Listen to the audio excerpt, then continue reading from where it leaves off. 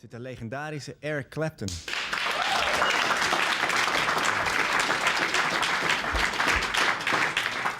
Welcome here in Countdown. It's an honor to have you here. Well, thank you. It's nice to be here. It's great. Your new album, Journeyman. Yeah. Is that symbolic to your career? Yeah, it's kind of like the story of the musical trip that I've taken through my life, I guess.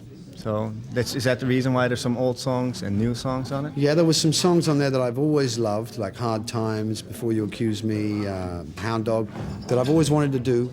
So this was a good excuse to do them. You just did them? Yeah. Great. About the people, the artists that are in your record, Chaka Khan, George Harris, Robert Cray, Phil Collins. What I'm curious about, how do you get them all together to make the album?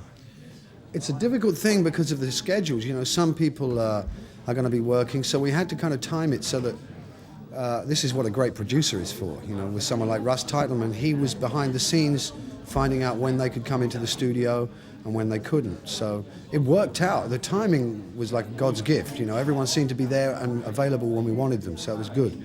But that's funny. Do you call them? You go, well, they're friends. They're all your friends, most of them. You just call them, say, wow, I want you to play on my album, or you meet them at a party? Someone like Robert or George, you know, especially George. I've always done a lot of work with George where he's asked me if I would come and play on his record, but up until now I've never asked him to return the favor. I don't know why, but it seemed like this was the perfect opportunity, and he was happy to do it. So you just stopped by and then did a number.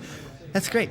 They're your music friends? Any regular friends? I mean, all I know is that you have your friends that make music, you play with them, you jam with them, you go to concerts, you play with them. Yeah. The Rolling Stones in New York, did you play with them? Yeah. You just crawled on stage and well, they knew I was going. Their management told them that I was going to come to Shea Stadium, and they said, well, let's think of what song we'd like you to play on. And that, to me, is a great honor. You know, they actually, before I was even there, they wanted to know what I was going to play on. And it just happened? You just got on stage and you jammed together? Yeah, well, I've known them. We've been friends since we were 16 years old. You know? Yeah, it's a tight bunch. It's a long time. What I got right here is a very old album. Maybe the camera, what camera it is right there.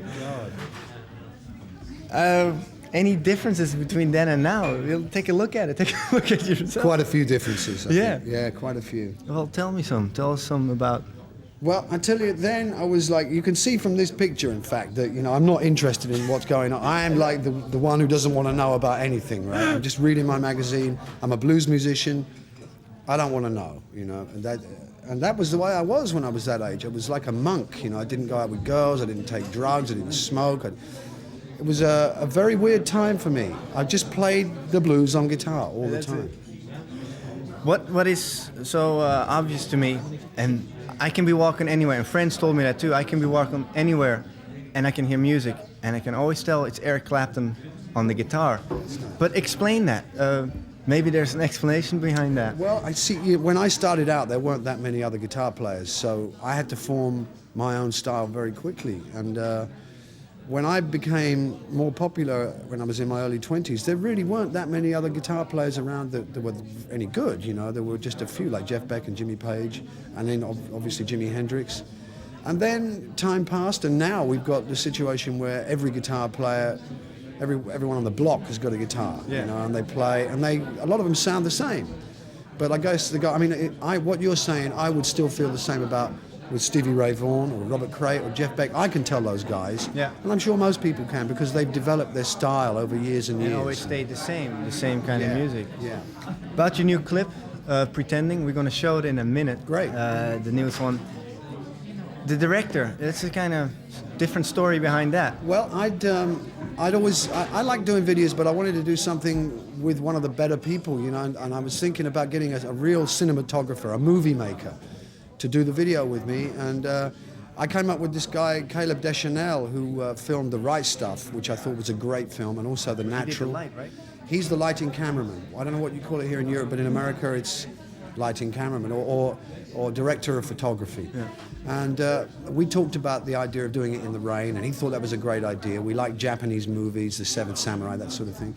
So we just kind of put our heads together and improvised. And I'd like to do some more work with him. I think he's great. Okay, we're going to take a look at your new clip. Great. But first, I want to thank you very much. Thank you, Jasper. For being here. Nice, it was an honor. Yeah. Hier is een nieuwe clip van Eric Clapton van zijn nieuwe LP Journeyman, Pretending voor het eerst op de televisie bij Countdown. Great. Thank you. All right, Thank you very much. Yeah. But Lucas, heb jij een stift? I want you to autograph this album. Yeah, if you yeah. could. That's It's a friend, and he said. yeah, I enjoyed it.